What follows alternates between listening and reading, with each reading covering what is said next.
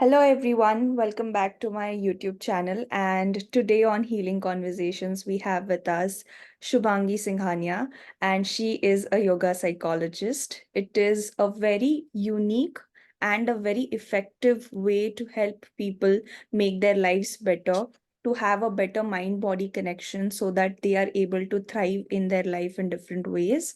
And the best thing that I like about Shubhangi and her work is that her core message is that healing does not have to look like a very serious thing. You can make it fun, you can make it enjoyable. Healing is empowering. So that was a very unique perspective that I wanted her to talk about. So Shubhangi, you are welcome to the talk show, and I would like to understand from your perspective, like, what does healing mean for you? What does it look like for you? Hi. So, uh, okay, what does healing mean to me? One of the first few things I realized is that healing is very empowering. You know, one of the first things that we learned in yoga psychology was aham brahmasmi, that I'm the universe, I'm the creator. And that gives you a lot of power to know that, okay, I can change my life. And once you get the power, otherwise, you're always going to be in that mindset of feeling that, okay, the power is on somebody else's hand. But once you realize that, okay, it's completely in my hand, only then you can start working towards it. So that is one of the first steps. Second is, I realized that a lot of on social media and all that, you will see a lot of like seriousness around healing, and people would relate to that. But somewhat, I personally, my in my journey, like if on some day I would realize something about myself, and I would be like really excited, and I'll share it with my friends. Oh, you know what? I realized this. I used to do this, and it's just like how you meet somebody new and you want to know about them, you are excited to know about them. So why not the same applies to our thing when we are getting to know different things about us, be it a positive, negative, whatever it is, like till the time you don't address it, till the time you don't know it, how are you gonna work on it? So I used to be very excited and I used to share. And in fact, they used to tell me, "Oh, so finally you realized, you know." So other people, obviously, they realize certain things about you if they've, noticed you so closely. So I used to be always very excited to know different things about myself that I find out. So yeah, So I can see there are two main things into it. First is that your view of the world shifts from you being victim of what is happening to you to actually realizing that you are the creator of that world around you, right? So that itself good. gives much power. And having that shift is really very powerful, and that is definitely a major aspect of healing. And second, like you said, the self-discovery part, because when we say Hmm. healing, people usually think of, oh, there's something wrong with me. You know, immediately people go to that point. But for me personally, I resonate with that part where you said, I get excited about it. Like, definitely, even I get excited about something if I've realized, something was a blind spot and I have these aha moments. So I completely Yeah. resonate with that. And self-discovery is a very big part of healing. Like, the whole personal development industry talks about self improvement, becoming like somebody, and we look up to somebody. But real healing is you getting closer to yourself, not feeling the need to change anything about who you really are. So that I can definitely resonate with. So when we talk about personal development, and you specialized in yoga psychology, how did you find this out? Because this is such a unique and a rare combination. Yeah. So when I mean, I didn't do, people think that I shifted from furniture design to yoga, because I had some realization suddenly about my purpose of helping people.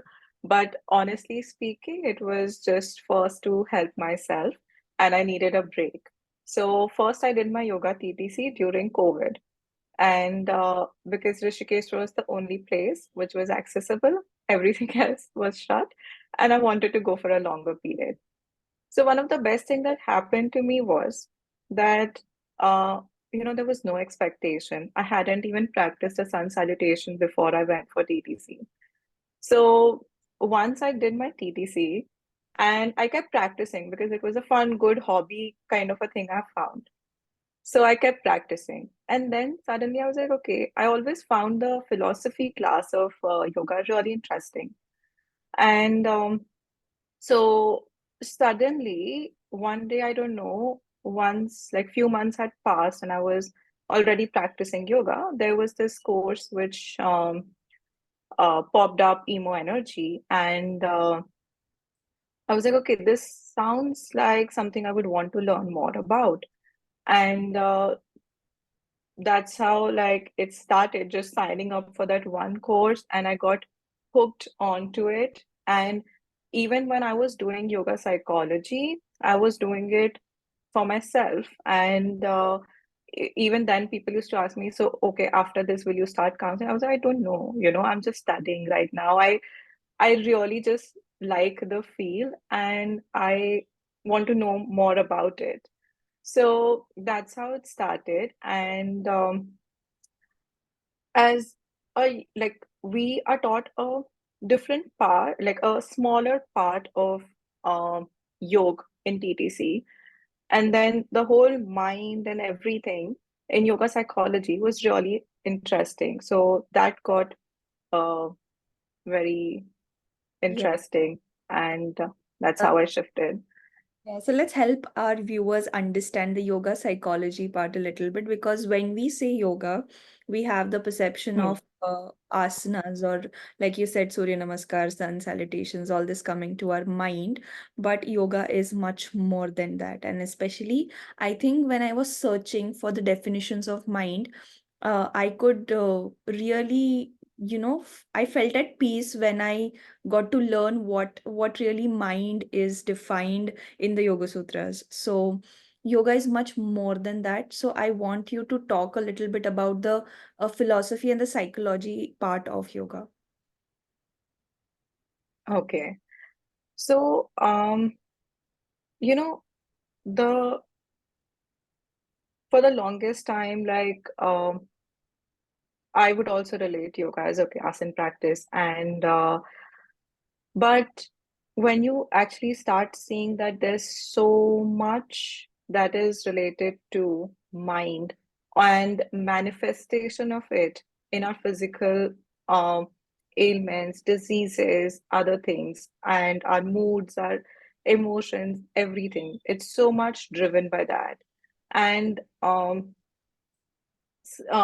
there was this very simple example of think of a white, pink elephant, and you would immediately think of it. But if I ask you to raise your hand, you will be able to do it. So it's like combination. Sometimes you need to go from physical to control your mind. Sometimes it's the other way around. Like you need to have like both in place. Like right now, uh saying just like when I was just doing the physical practice, yes, I reached to a certain extent where I was feeling, yeah, like better. But then automatically there was this shift that, okay, what now? And once I got to understand the deeper aspect of like mind and our belief systems and all those things, it worked as a catalyst to my maybe it's like eventually it would have reached there, but if you don't work on that, it works as a catalyst, I would say, to work on your belief system, to work on your mind as well. Yeah. So for us, what we say is like uh not everyone can directly focus on the mind first, in eight limbs of yoga as well. they say asana and different, like, meditation will come later, but people would jump directly one step ahead. Yes. And, then then they feel that, oh, we're not able to reach there. So, um, even to reach meditation, there's swadhyay, the self-introspection to understand what is going on in our minds as well. So, yeah. Yeah. So, what is so different about, you know, using yoga psychology? Like, you have also been a person who's explored a lot of tools, and when we're interested in personal development, we explore so many things. But what made you feel that, oh, I am going to use this modality or this tool? What effects did you see in your personal practice with your clients as well? Okay. So, one of the major things I realized was that a lot of people gave me this feedback that they have been taking therapy for a while, and it was more about, you know, again and again, trying to understand what others did to them, and going in circles. But in this, because we talk more about self-empowerment, we need to empower our clients. So the focus shifts from the world to us. So it's constantly, okay, what is it about me? Now, the only thing that is in our control. So that gives you the power to actually shift the focus and realize that, okay, I can work on myself. And however the journey is, but at least the power is in my hand. So the same thing I also felt during my journey that, okay, you know, whenever I would feel there's a hurdle, but I would feel like, okay, but it's in my hand, right? Like I can work on it. And once you sort of get over few things, you realize that, oh, the power is actually in my hand. Yeah. And that was like the biggest learning and shift that I felt. Yeah, and people who are into counseling, therapy, coaching, and can understand this, that it can be such a challenge to shift the frame of reference of that person, because each individual starts from that point that, this is happening to them, this person did that, that person did that, and bringing it back to this point. And this is definitely very, very empowering. So I wanted to understand, like, what you could shift in your life after starting this journey. What changes did you see in yourself? Okay. So I think one of the things that is they talk about is swadharma, which is duty towards yourself, and which we completely I mean, ignore, or sometimes we haven't even learned that skill to take care of ourselves. Maybe we have grown up being good girls who have learned how to take care of others, but you don't know how to take care of yourself. And so constantly I realized that I have learned a lot of things which, I mean, as simple as maybe saying no, um, doing certain things because I like it, and small shifts like always waiting at a restaurant for the other person to first say what they want and then be like, okay, yeah, let's order it. But now realizing that, okay, what is it that maybe I am feeling that I want to eat? Focusing on your own needs, you know?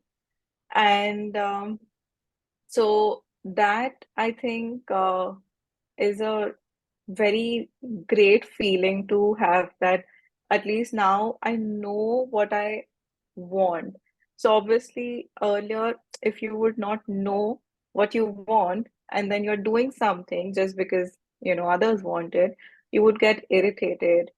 And also the other learning about belief system, how everybody is functioning from their own belief systems. And so I think you're able to, and also as a counselor, you also learn to look at different frame of minds. You're able to see, okay, where is everybody coming from, their own belief system. So yeah, that is also a big learning. Yeah. So this is, we feel that these are simple things like able to say no, or knowing what you want. Because so many times we see that our clients coming to us and saying, "I'm so confused about what I want," or it's so hard for me to say no, or we already get consumed by what other people are going to feel. And I personally love the word Swadharma. I mean, the first time when I heard it, I don't know, there were sort of goosebumps going on. And that word itself is so powerful that you have a duty towards yourself, and it puts you into power of your life. And somehow you become very compassionate to the world. People usually think that if Yeah, you're not taking care of yourself, you become a selfish person. That does not happen. selfish. Yeah, your cup becomes so full that now you serve from a place of completeness and fullness, rather than a place of Yes. resentment and emptiness. That's what the difference that I feel. So the point where we started, that healing is actually a fun journey. It can look like a fun journey. So what is it that you do, or you suggest our viewers to do in order to make their healing journey fun? Okay. So, one of the things is to not look at it as a finishing point. First thing is that a lot of people feel that, okay, I will heal in 1 year. Okay, I will.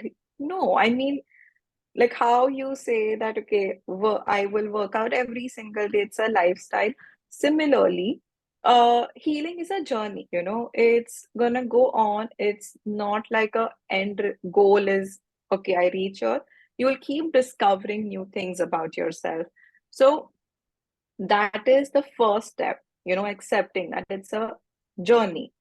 And second is, because we end up taking so much information from social media, and coming from a very personal experience, we kind of start following or doing what they are doing, or even say, as simple as like yoga also, I in between started feeling very disconnected while teaching, because I realized I had also shifted, because I was seeing all these like serious yoga flows and like very serious uh, environment around the yoga.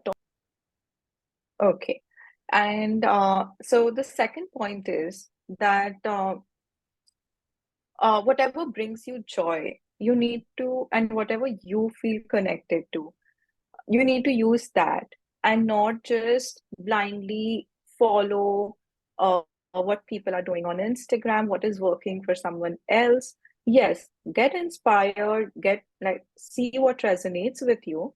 But for like me personally, like I included yoga and art. Like initially I should just do it for my personal practice, but then um I introduced it as a workshop. People enjoyed it. I used pottery and meditation. People enjoyed it because for a lot of people it didn't make sense, but for some it did. So you need to find what brings you joy, so that your journey is entertaining, it's fun, you're enjoying it and not getting bored of it, and it's not like a 9 to 5 job. So, do, so that is like one of the simple things that I have done in my journey to make it fun.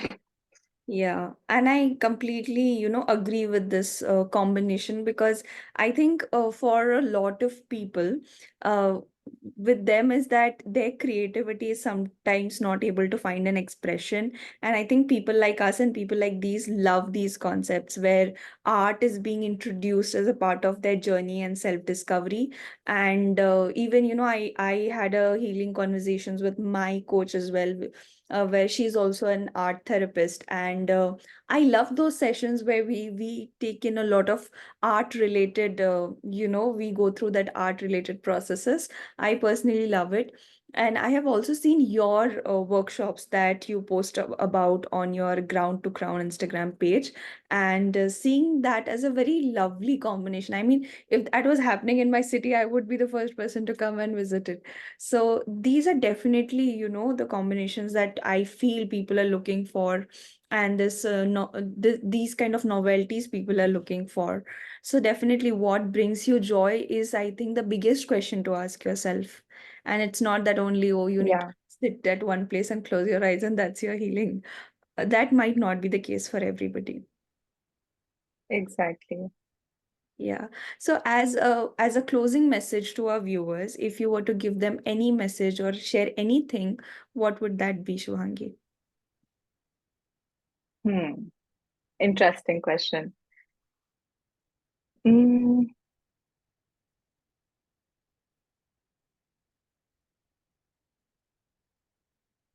I think I would say that don't look at the mountain, just start taking those steps one step at a time, one day at a time, and start somewhere, you know, because I mean, at 22, I was when I started all of this. And I remember I was telling one of my friends that at that point it was just, I was like, isn't it too late? I wish I had done it earlier and all of that. But now at 27, I was like, oh, thank God I started, you know. It's never too late, even if you're 50, one of the courses when I was attending sir's course, and in that, the couple was attending at the age of almost 70. Wow. And I was so curious. I was so curious that at the end of the course, I asked them that, sir, like, how, ma'am, what is your motivation? Because at 70 and all, we normally we hear people say, अब तो, हो गया मेरा Wow. life, I am done with it. Now what? I can't change at this age. He simply said that even if, say, next 6 months I live, even if I'm able to live a better life for that 6 months, I understand and can work on myself, I would do that. That's so beautiful. So that actually always stayed with me, that we always feel in this race, we're treating life as a race, that, oh my God, like, I'm so late at 27, like, you know, I'm already late. I used to feel the same. And some days I still do.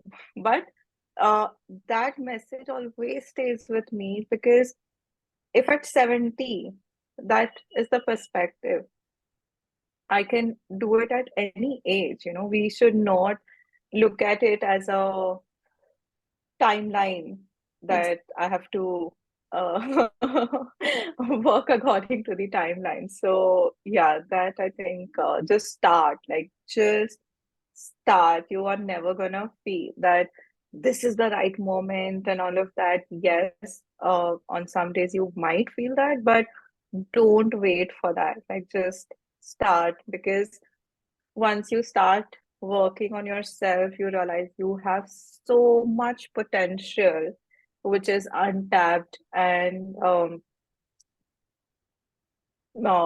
yeah, so you will learn amazing things about yourself. You'll be able to see how much potential you're carrying and not utilizing. So yeah, that's about it. That's a beautiful message.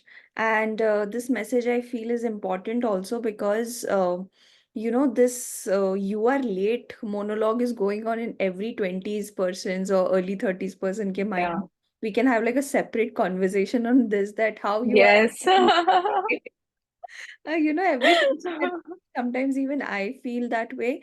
But what I actually feel very grateful about, and when I listen to your story as well, is that even if you're feeling scared to take that first step to follow your heart's desire, you are never going to regret that, because it's eventually going to lead on to the path where you feel you feel lighter. You don't have that Yeah. pressure of I don't know, that pressure that comes from so many different directions. Even I started when I was like 21 and 22, and with a very blurry image of what the future is going to look like. But I am glad that I started, and I see that with you Exactly. as well. So thank you so much for accepting my request and coming to Healing Conversations. It was lovely talking. Pleasure is mine. Thank you. It was lovely talking to you.